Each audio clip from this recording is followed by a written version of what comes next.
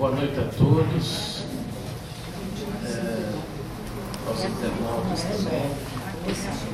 Então hoje nós iremos estudar o capítulo 9 desse maravilhoso livro Sexo e Destino, que é uma psicografia do Chico, que é um dos livros da série do André Luiz. Então, só para vocês avivar um pouquinho a ideia, não sei se vocês lembram na aula passada que a Marjorie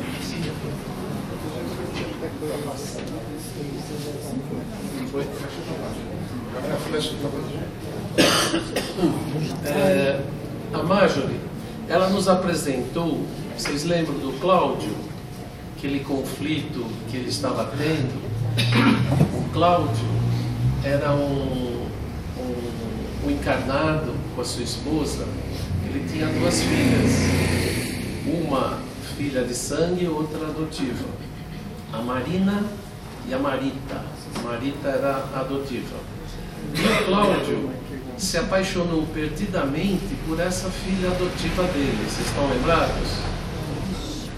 E justamente o capítulo 8 mostrava esse conflito que o Cláudio tinha, porque ele tinha um amigo dele, um tal de um obsessor, que começava a falar um monte de coisas na orelha dele, e esse amigo causava sentimentos antagônicos, como desapontamento, desespero, malignidade, e o tornou até agressivo. Não sei se vocês lembram. Ele ficou tão alterado emocionalmente que seguiu Marita quando numa das saídas dela com o namorado, e ele percebeu que a Marita estava se relacionando com o filho do Nemésio. Vocês lembram que era o Nemésio? Então olha que loucura. Quando o Nemésio estava se relacionando com a irmã, o pai queria se relacionar com a própria filha adotiva. Isso fez com que o Cláudio se brutalizasse, e ele passou a ofendê-la e cobrando assim assintosamente dessa filha adotiva que ela o encarasse não como seu próprio pai, como seu pai, mas como um homem, e que ele meio que obrigava a Marita a parar de se relacionar com aquele menino doido que ele falava, com aquele filho de papai rico, o filho do Nemésio. E ele, para tentar se elevar perante essa filha, ele falava que odiava a própria esposa, a Márcia, e que também desprezava a Marina, por causa do seu relacionamento com o pai daquele menino que estava saindo com a Marita. E isso fez com que o Cláudio se brutalizasse. Então, todos nós sabemos que esse seria mais um caso, mais uma história de uma fixação mental desse Cláudio, e através de um espírito que o obsidiou. Então, um caso de obsessão e fixação mental, que foi bem discutido pela Marjorie na vez passada. E vocês lembram também que o Neves estava dizendo para o André: esse homem é louco, esse homem é desbriado. E os dois tentaram fazer com que o Cláudio recordasse as atitudes ponderadas e cristãs do irmão Félix. Lembra do irmão Félix? Que com um simples olhar ele conseguiu desfazer ou interferir naquela relação entre o Nemésio e a Marina, lembram? E isso daí iria auxiliar as nossas esferas superiores, pois não tinham maiores recursos para impedir que o Cláudio investisse assim seriamente contra a própria filha. E ele explicou que os anjos, quando eles vêm nos acudir, os nossos espíritos protetores, eles não atendem as negativas silenciosas, eles só vêm socorrer mesmo, entendeu? Então o Félix, todos nós sabemos que era uma autoridade moral, ele contabilizava sempre acertos e nunca erros, e o Félix é aquele que, em qualquer situação, ele não julga, ele já perdoa, ele não faz nenhum preconceito, ele ampara, e principalmente, ele ama o próximo. Então, mais uma vez, a gente vê, em toda essa série do André, a força do amor transformadora, fazendo com que um espírito transmita simplesmente amor a outro, o transformando. E a gente para e pensa, às vezes egoisticamente, as pessoas falam, mas não, quem está dando amor está se elevando espiritualmente, não está fazendo nada mais que obrigação. E aí, vocês lembram que naquela hora que o Cláudio se brutalizou, querendo partir para cima da filha, eles ouviram um barulho, um ferrolho, como que abrindo a porta. E foi justamente quando adentrou a casa a própria esposa. Então vocês já imaginaram, no próprio lar, o pai tentando assediar a própria filha, e a mãe chega? Então foi exatamente essa situação que estava acabando o capítulo 8. Então, logo que eles escutaram a porta abrir, a porta bater, ela voltou de imprevisto. A Marita, acho que deu uma força tão grande, ela falou, me livrei do meu pai. Ela saiu correndo e foi para o quarto. E se deitou. E o Cláudio, ele tentou se recompor às pressas, porque ia estar de cara com a mãe, né? Com a esposa, perdão. E assim que ela entrou, ela pergunta para o Cláudio assim, o que está acontecendo? Eu ouvi um monte de grito aqui dentro. E o Cláudio cinicamente fala para ela assim, estava vendo um vazamento de gás aí no fogão. A gente tem que dar uma dura nessa empregada aí, na dona Justa. Porque antes dela ir embora, ela tem que checar tudo isso, tá? Ela deveria checar todos os aparelhos de casa, porque pode acontecer alguma coisa. E a gente não sabe se a Márcia, ela aceitou aquilo como uma verdade, ou se ela fechou os olhos com a peneira, né? Ou tampou o sol com a peneira, né? Então a gente, no andamento, a gente vai perceber. E aí o Cláudio começa a dar um monte de falsas desculpas e continuou ouvindo gemido lá do quarto da Marita, das meninas, das suas filhas. E eles perceberam que quem gritava era realmente a Marita. Eles dois foram lá para saber o que estava acontecendo. E novamente, cinicamente, o Cláudio fala assim, ela está inconsciente, ela é uma sonâmbula. E a Marita pôs um lenço para disfarçar. E a Márcia não desconfiou nada daquela situação. Agora nós, novamente, não sabemos se ela desconfiou ou desconfiou desconfiando. E o Cláudio, novamente, escapou da verdade. E jocosamente vai para a sala, coloca o pijama e convida a sua esposa para tentar descansar. E termina o capítulo aí.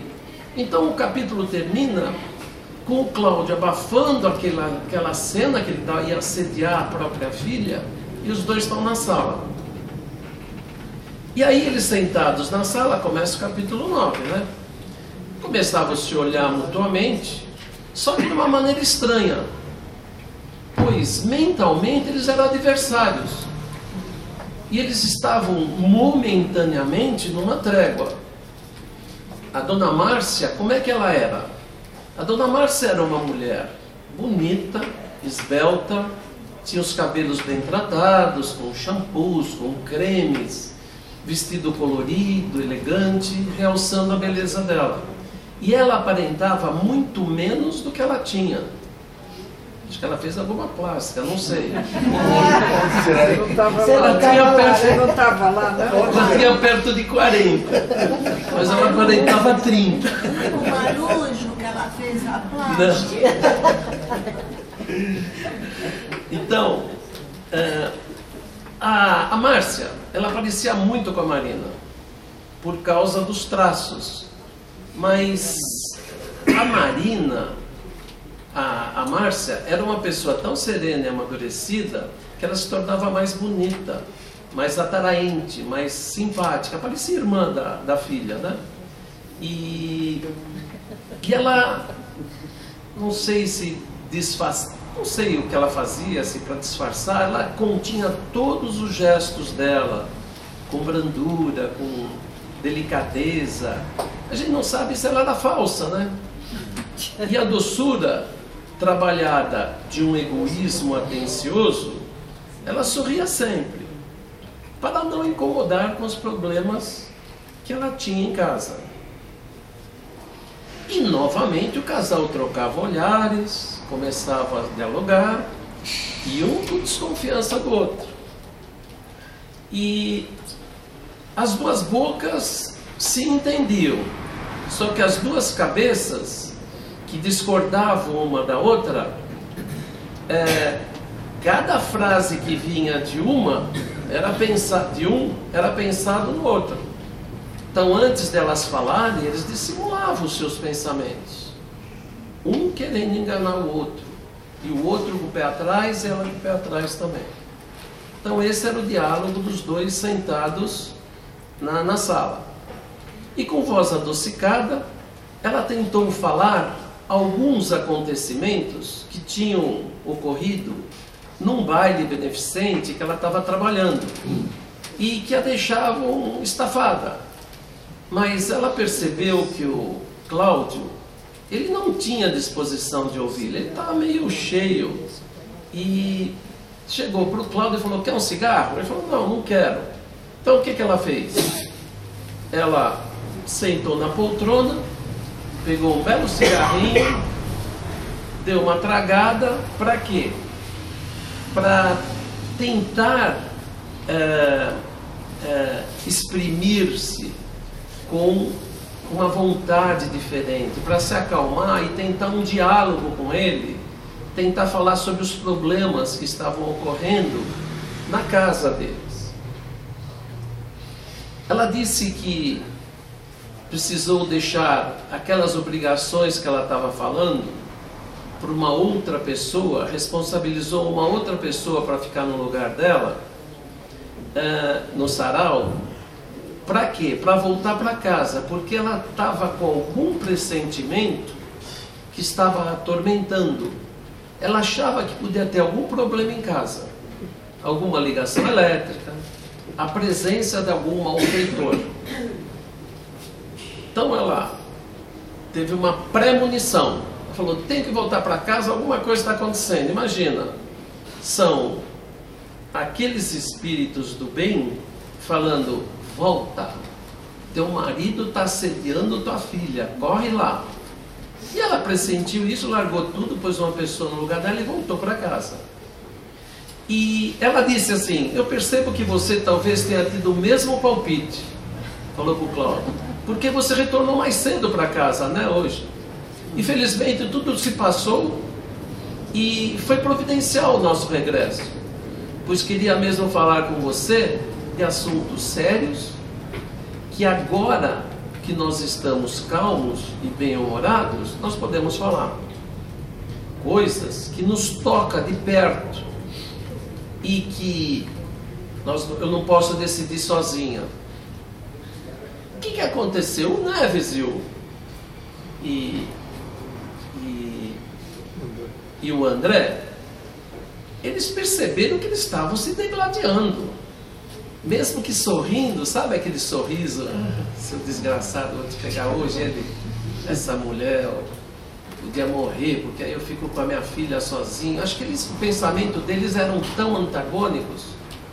E eles estavam aprisionados socialmente um no outro. E por exigência, talvez, de uma aprovação. Então aqui, quantos casais que se unem, que a gente vai ao casamento, os dois estão lá, juram amor eterno, na alegria e na tristeza, na saúde e na doença, deu primeira coisinha, vamos separar. Separa. Então, esses espíritos, essas pessoas, eles vieram para essa encarnação com algum objetivo. Quer dizer, eles precisavam viver aquela vida do lado daquela pessoa e um crescendo com o outro, um ajudando o outro. Uma aprovação que muita gente não quer. Muita gente não quer passar por isso, por essa aprovação. E a gente cansa de ver casamentos e mais casamentos se desfazerem por coisas banais, por coisas materiais, por coisas que não levam a nada, por brigas tontas. Vou confessar para vocês, eu sou casado, tenho 3 filhos. Há uns 10 anos atrás, a minha mulher me pegava tanto no pé, que no dia eu falei, eu vou me separar. Aí eu vim aqui e sentei lá naquele fundão, ó. A doutora Marlene estava aqui. Eu falei, hoje eu vou me separar.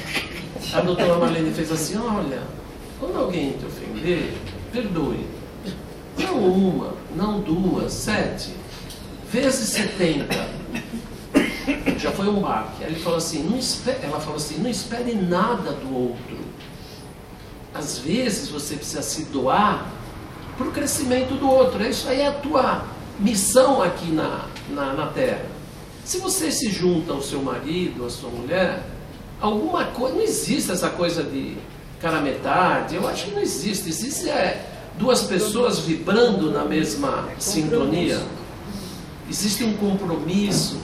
E o que não existe hoje, que está acabando, é o tal do amor. Quando existe amor no relacionamento, não tem nenhuma força que vença essa força que é o amor. E o que é incrível, que às vezes, mesmo dentro do casamento, mesmo entre pais e filhos, o amor, ele não é nem 1/3 do amor que Deus tem por nós. É aquele amor incondicional. Seja quem for, seja em que situação que for, Deus está nos brindando com esse amor, né? O amor incondicional. E o Cláudio não quis saber de nada. O Cláudio quis saber de tentar ver sua filha. E o Cláudio percebeu que a Márcia iria se aproveitar daquela situação para chamá-lo a discutir questões de responsabilidade. Que ele se despiu da máscara afetiva e da brandura que ele estava tentando passar nesse diálogo com ela, para colocar-se em guarda, em alerta. E ele falava assim, DR não, discutir relacionamento aqui não, eu estou cansado, trabalhei muito. E ele pediu para a Márcia, resume aí, o que você quer? Resume, mais rápido que puder, porque eu estou muito cansado. Imagina, olha o relacionamento de um casal, de um marido com uma mulher. Aí a Márcia fingiu não ver o olhar irônico dele, que ele a endereçava, e começou falando do cansaço que sentia, que a Márcia atravessava noites em claro, tinha palpitações, sufocações, aumento de peso, calores no peito. Quer dizer, nós que somos médicos, esses são sintomas de menopausa, né? Ela acho que sabia.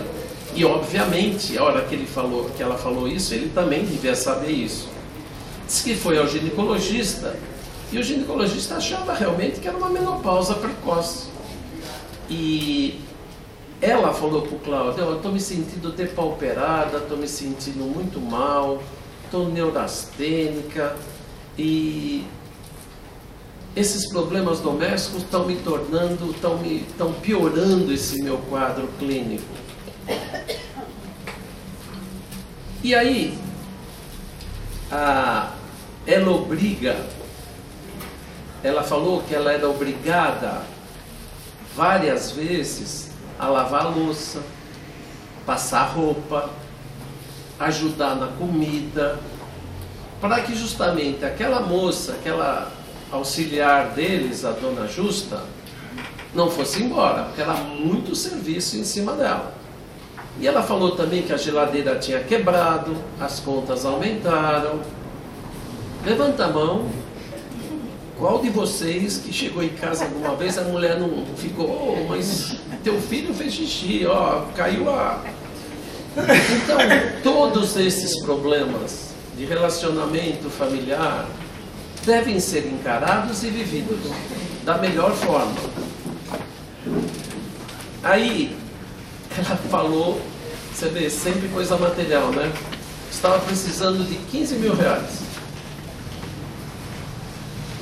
Quando o Cláudio olhou para ela e falou assim, é só isso? Então a gente está até vivendo a situação, né? Não fala mais nada, está aqui os 5 mil. Eles acham que isso daí acabaria com o problema, né? Mal ele sabe que poderia nem ter esse dinheiro, ele vai lá, dá um abraço nela, conversa com ela, faz um carinho, transmite um pouco de amor, um pouco de energia para essa mulher, ela levanta, ela acaba com todos esses sintomas aí da menopausa. Não, é real. Vocês sabem disso.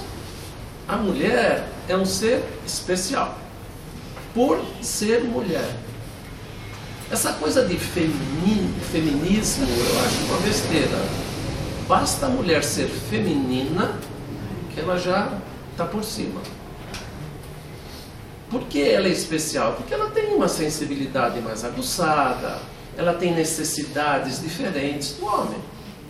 A gente de manhã toma banho, passa a mão aqui, arruma a gravata e sai embora. Ela manda mesmo, não tem jeito. Por isso que eu falo que ela é especial, ela manda na gente. Mulher não, tem o creme pra cá, tem o creme pra cá, tem os cílios, tem o nariz, tem o pozinho, tem o meu cabelo, tem a minha depilação, tem minha unha, tem... Nossa Senhora, a mulher é um ser especial. Não estou falando que sejam complicadas, não, mas... A olhar dele. Difícil de decifrar. Depois que o Cláudio falou aquilo, a esposa ficou quieta pela zombaria, pela desconsideração do marido, que não dispensava a mínima atenção para tudo aquilo que ela falou. Quer dizer, ela conhecia como ninguém essa atitude do marido, uma atitude fria, de profundo desdém do marido, dando a impressão que o Cláudio, em pensamento, lhe perguntava, olha lá, por que não acaba de morrer? Por que não morre? Isso porque, em outras ocasiões, ele já havia dito isso. Ele já havia falado isso. Por que você não morre? Por que tanto ódio, ela pensava? Por que está acontecendo isso? Eu acho que ela não sabia desse conflito que o Cláudio estava tendo e desse affair que ela estava tendo com a sua filha. Depois de um silêncio profundo, o Cláudio quis ir embora. Aí a Márcia ficou meio brava. Ela falou assim, não vai não sai daqui agora não. Você precisa ficar aqui. Essa casa não é só minha, não. Nós temos 2 filhas, a Marita e a Marina. Eu criei as 2 com desvelo, com carinho. Quando elas são crianças, são anjos, né? Agora, quando elas são crescidas, são um pesadelo. Ela falou para ele. Eu tenho sofrido calada, mas agora, chega. Isso não pode continuar sem que você se mexa. Entre uma e outra, não é possível a indiferença.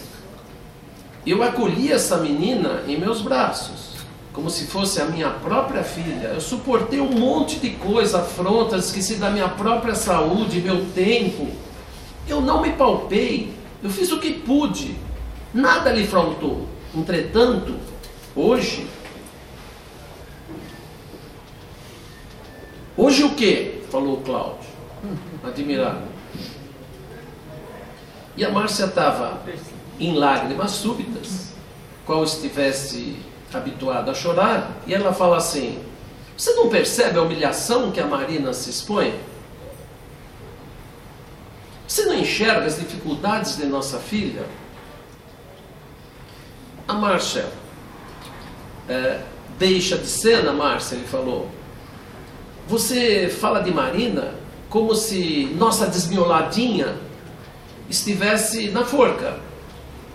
Eu vejo-a feliz e desorientada como nunca, ou melhor, como sempre, ele deve falar. Não fosse seus maus exemplos, Márcia, e o desregramento de suas concessões, haveria de corrigi-la, ainda que obrigando-a a internar em um hospício. Olha o que ele fala da própria filha. Então, o clima estava muito pesado lá, entre os dois. Ela falou: que eu ouço, meu Deus. Você ouve a pura verdade, o Cláudio falou. Ontem, eu fui impedido do dever da profissão. Olha essa passagem. A comparecer num coquetel oferecido a um dos chefes, numa casa de regalias noturnas. Quer dizer, um coquetel bem diferenciado. E eu fiquei constrangido e precisei dar uma desculpa que eu estava com dor de cabeça para ir embora. E você sabe por quê, Max? Ela falou: porque a nossa filha, que você acha que é santa, estava lá nos braços de um senhor maduro aos beijos. Eu senti tanta vergonha que pedi a um colega para me representar e saí às pressas antes que ela me percebesse. Já imaginou? O pai vai para um bordel e acha a filha no braço do outro. Quer dizer, olha o nível de vibração ruim que essa família estava. É uma coisa assim que é de se pensar, né? Como a gente aprende, você atrai coisas boas quando você vibra coisas boas. Você atrai coisas ruins quando você está numa outra sintonia totalmente diferente da que a gente está vibrando na hora. Pobrezinha. A Márcia falou assim: coitada da nossa filha, você não sabe nada, Cláudio. Não é nada do que você está pensando. Naquele momento, os dois tiraram mecanicamente os últimos disfarces, postando-se em espírito um à frente do outro, com uma rudeza indissimulável. Quer dizer, eles se despiram, falou: então vamos pôr a verdade agora as limpas. Então a Márcia vai falar um monte de coisa para o Cláudio, e o Cláudio vai falar um monte de coisa da filha para a esposa. Então eram dois inimigos soberanos, aversão contra aversão. E aí o Cláudio fala assim: mas pobrezinha, por que você está falando? A tua filha é pobrezinha. Márcia olhou para ele assim de cima para baixo, com um olhar de zombaria, e passou a falar assim: você está pensando que eu vou acreditar nessa história de um homem velho e casado, em casa de tolerância à noite, em homenagem a chefe? Você acha que eu sou boba? Você foi sempre imoral, você foi indigno, mentiroso, mas por amor à família, eu vou esquecer tudo que você fez para que ocorra essa situação. A Marina nunca me ocultou nada da verdade. Não seja malicioso, não.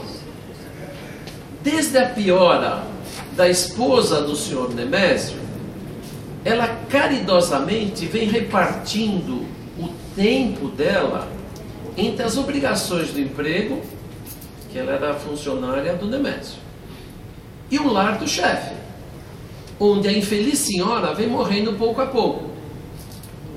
Vocês lembram, né, da história, dos capítulos anteriores.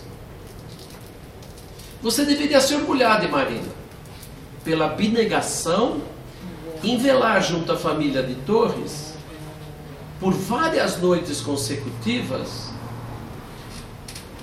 e por simples espírito de sacrifício. Quer dizer, tua filha está se sacrificando por uma causa nobre. Isso é a visão da mãe falando da filha. Não sei se você chega a vê-la quando ela volta de manhã, tadinha. Ela mostroleira, faces cansadas. Só não vê quem é cego, né? O Cláudio começou a repensar e deu uma viravolta em sua mente. E sentia ímpetos de esbofetear Márcia. Indignado, ele ruborizava-se, mas conteve-se. Por quê? Porque ele sabia que a Marita estava lá no quarto e estava escutando todo esse diálogo. E o que ele queria com a Marita? Conquistá-la a qualquer preço. E agora que ele tinha se declarado a ela, ele não queria voltar para trás. Ele queria o seu intento. Por quê? Porque o seu obsessor continuava na cabeça dele, falando: vai, manda bala. É a tua filha adotiva mesmo? E a dona Márcia, enganada, aceitara a versão do pesadelo e acreditava que Marita estivesse dormindo mesmo.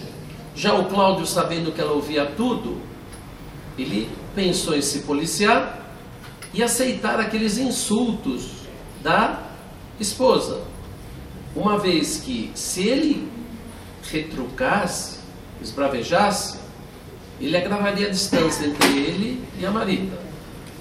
Ele não poderia adotar qualquer procedimento incompatível com a galanteria que ele começara a desenvolver.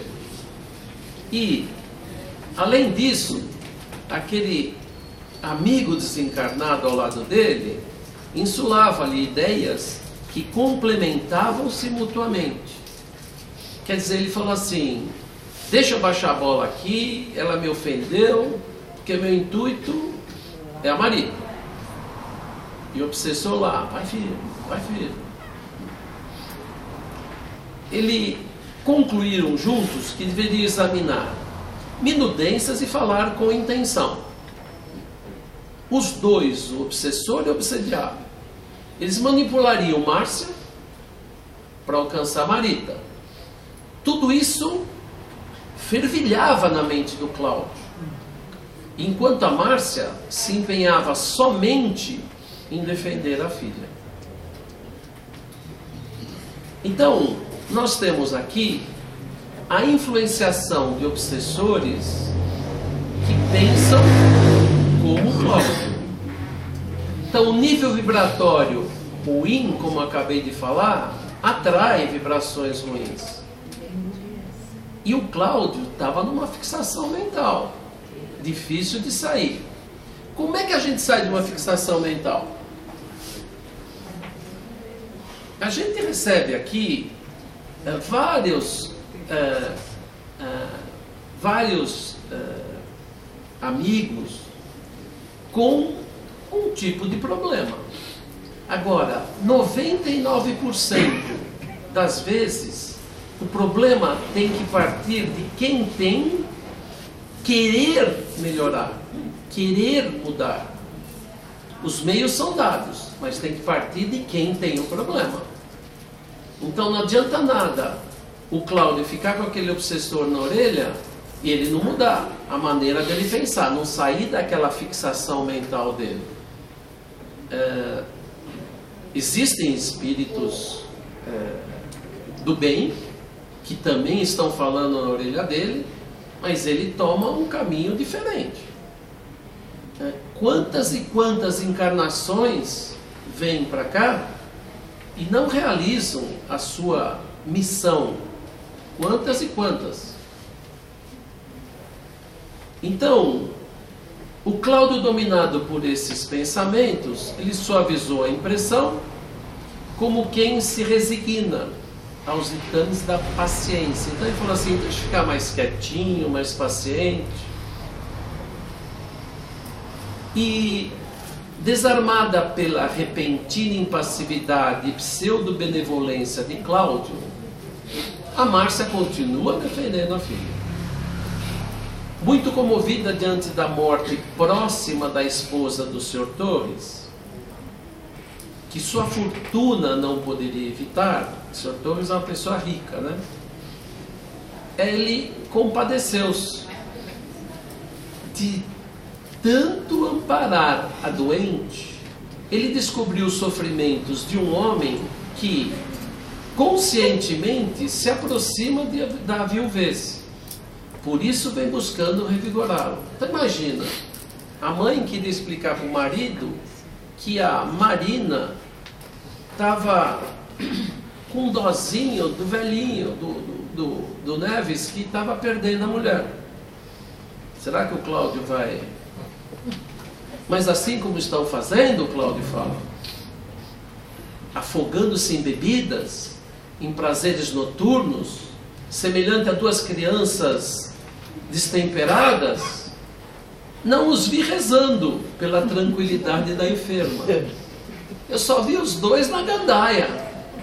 Quer dizer, essa é a preocupação da sua filha com a esposa do chefe? Deixe de ironia. Você, com certeza, numa situação igual, não se consolaria com lágrimas, procuraria distração também.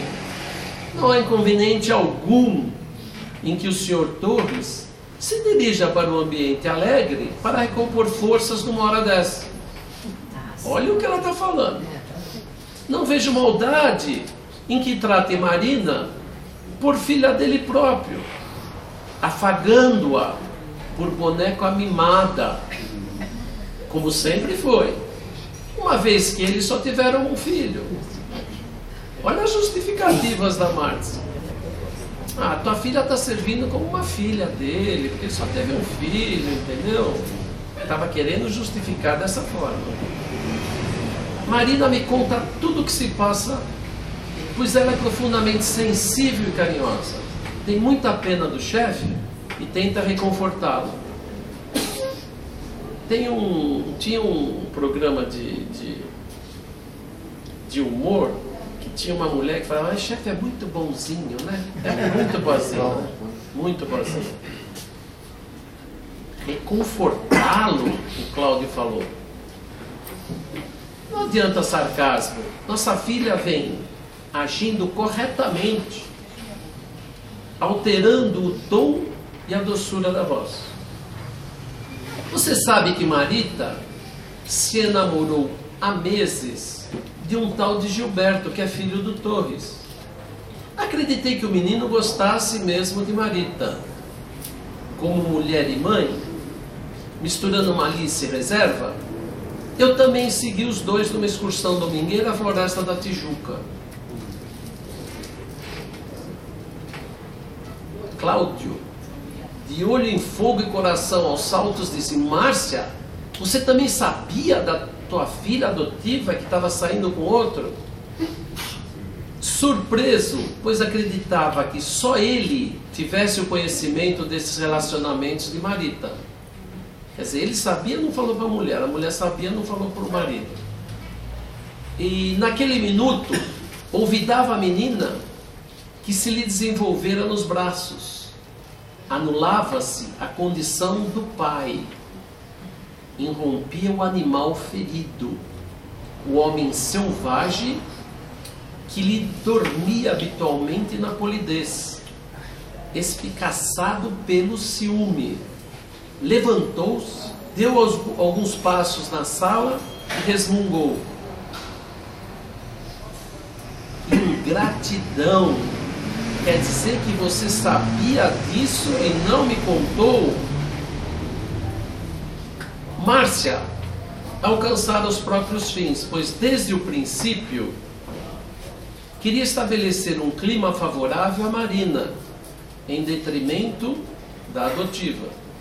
Percebeu que o marido decepcionou-se com a atitude da filha adotiva, mas longe da realidade, ela não percebeu não que a indagação dele se baseava no azedume do apaixonado, que se vê preterido e por isso ensaiou um sorriso triunfante. Olha o grau de maldade das pessoas.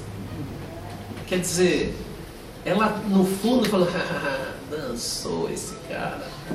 Então, esses relatos do André, mostrando o relacionamento familiar entre pai e filho, entre marido e mulher, entre mãe e filha, a gente aprende muito.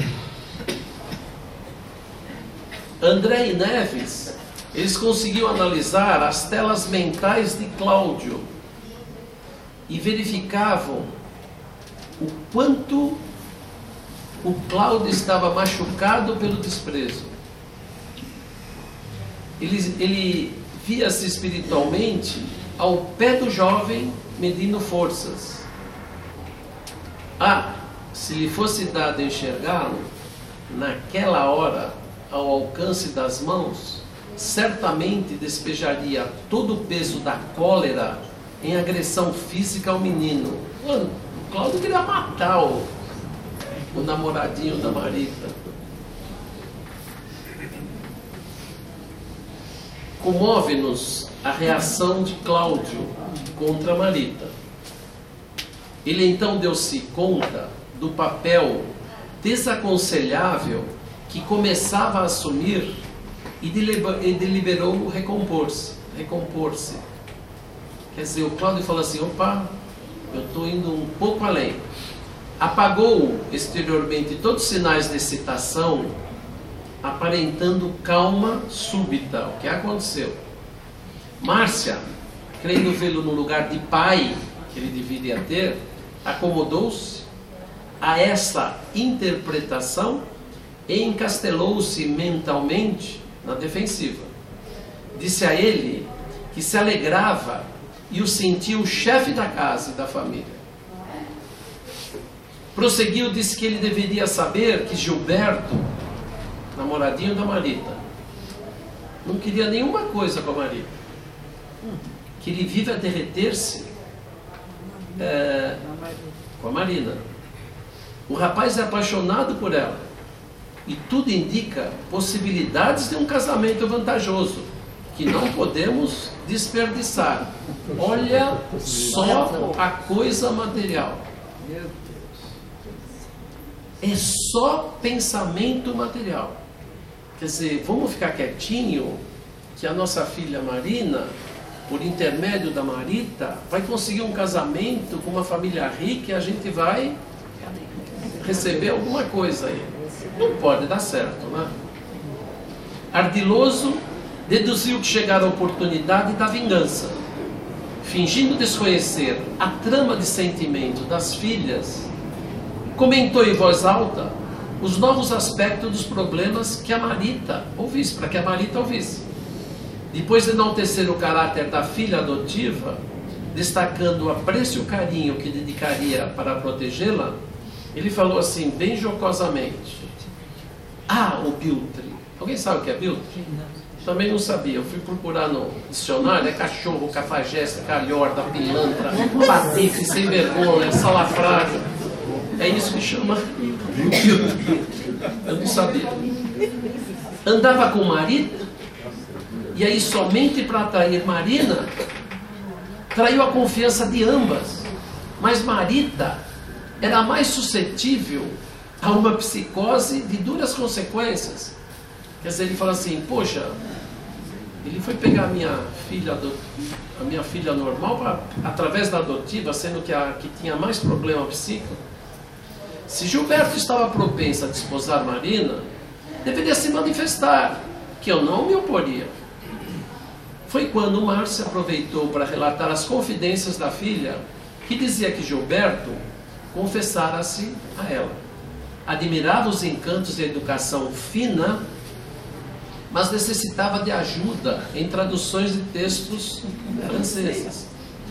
Dizia que Neves, desde essa época, a nomeava de nora.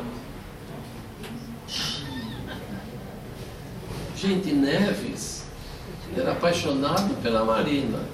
E o filho do Neves também. Não, Nemésio. Não, filho do Nemésio. O Nemésio.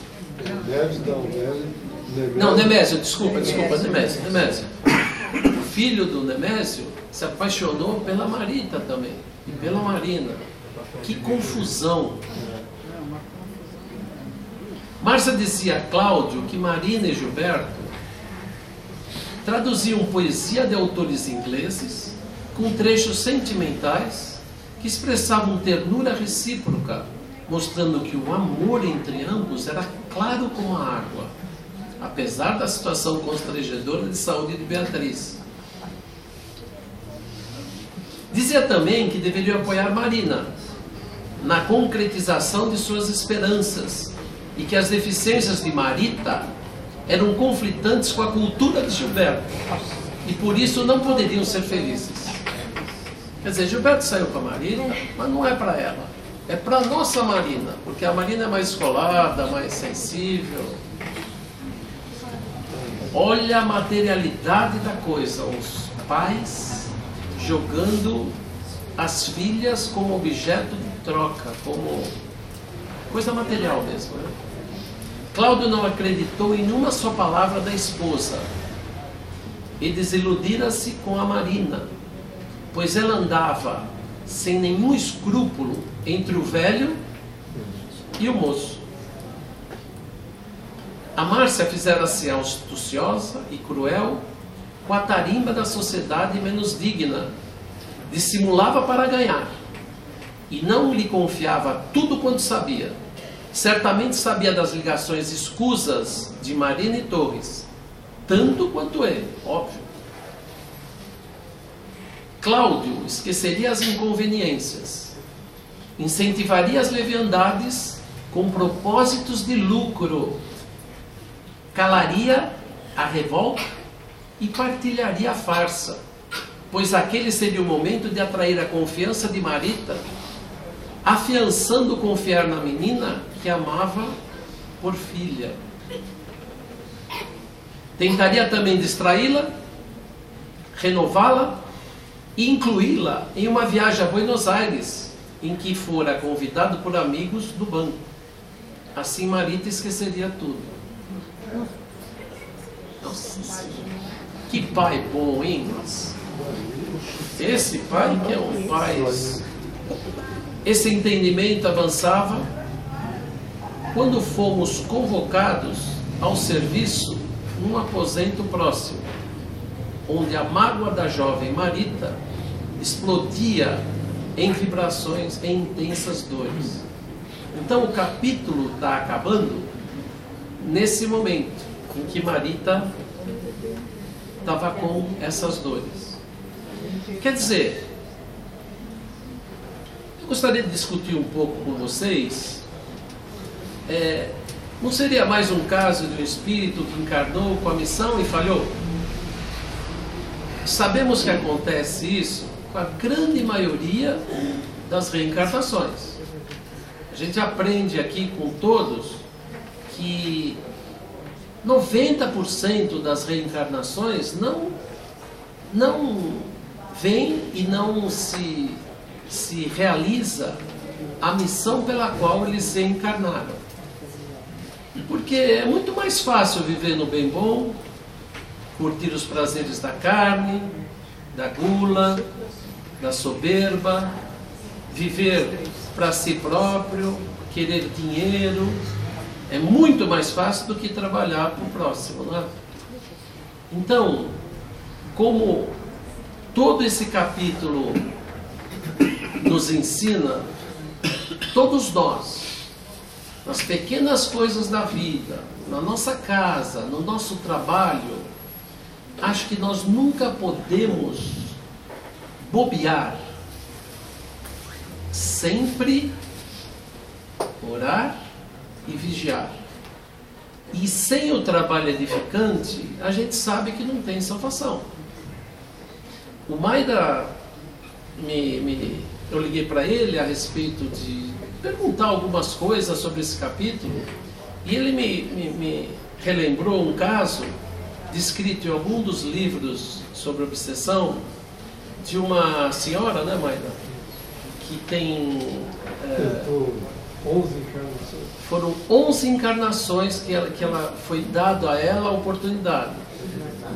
Mas ela, por causa de sentimentos de vaidade, muito vaidosa, ela nunca prosseguiu na realidade. Só na 12ª encarnação, quando ela teve um filho com paralisia cerebral, um outro filho com tuberculose, um terceiro filho com lepra, hanseníase, e uma quarta filha com dificuldades motoras. E o marido ainda largou. Quando ela desencarnou, ela conseguiu se elevar. Conseguiu realmente... Aí já tempo para ela, né? Eliminou um dos problemas, a vaidade. Só para eliminar um dos problemas dela, que era a vaidade. Então, olha, 12 encarnações. Agora, esses dois que a gente viu aqui, o Cláudio e ela, esses quando desencarnarem, vai ser complicado a reparação deles, a elevação deles. Então, gente, toda quinta-feira a gente ouve aqui, orai e vigiai. E vamos trabalhar, hein? Porque na verdade, eles precisam se libertar das paixões e praticar mais o amor, não é isso? O amor é o básico de tudo, né? Não tem nenhuma força nesse mundo contrário ao amor. Como eu falo assim, que não existe nada, nenhuma força contra um trabalho bem feito. Eu falo para todos os meus funcionários, meus assistentes, faz o teu trabalho bem feito, que não tem nenhum... Pode falar ciúme, olho gordo, botar... Teu trabalho é bem feito e não tem nenhuma força. Dinheiro é consequência de um trabalho bem feito. Então, se a pessoa vai trabalhar visando dinheiro, você cansa disso, você vai